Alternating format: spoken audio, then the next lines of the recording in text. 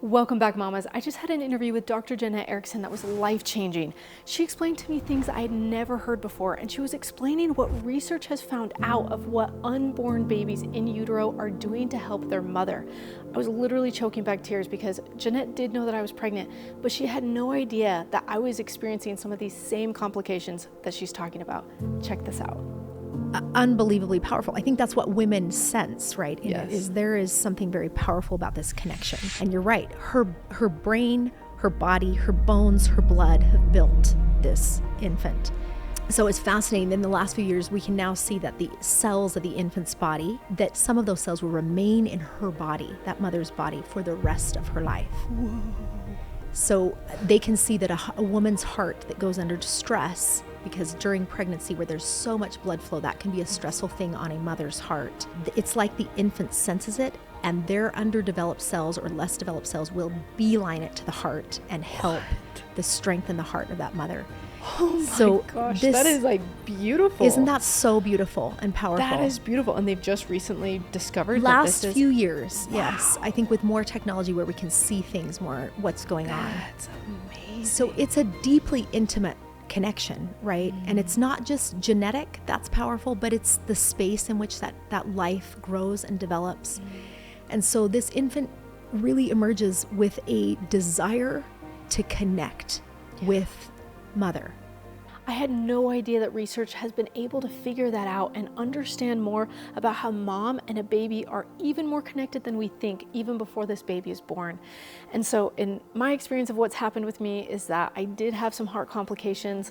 I had to wear a heart monitor for a week. They found out I have an AV heart block, and I went through about 8 weeks of just total misery. It was really, really, really hard, 8 weeks. But after that, things started getting better, and I haven't had a single episode in about 4.5, 5 weeks, which is cool to think that that could be the baby actually helping my heart heal. So another part of this whole pregnancy that I haven't shared is that I was actually bleeding up until 18 weeks. I had what's called placenta previa. I don't know if anyone else out there has had that. I didn't even know what that was before this pregnancy, but it's the risk of the mom hemorrhaging. And so they were trying to make sure I was being really careful and I wasn't lifting anything heavy or exercising or any strain on my body.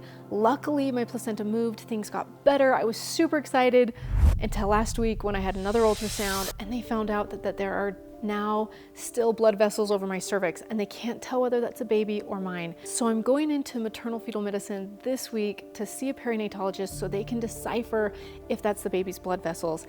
We found out from my OB that if it is the baby's blood vessels, he used the word catastrophic, and that's because if those blood vessels rupture at all, it's an immediate death of the baby as he bleeds out. And so this week has been really heavy for me because for the first time I'm contemplating the risk of this child maybe not making it, and that's really hard, of course, as a mom. And I don't know if there's anyone out there that has experienced something similar, but I'm hoping to find more answers. I'm hoping that it's not his blood vessels and that I can carry this baby full term. But if there's anyone out there right now that's going through any complications, any pregnancy complications at all, I want to let you know that you can do this.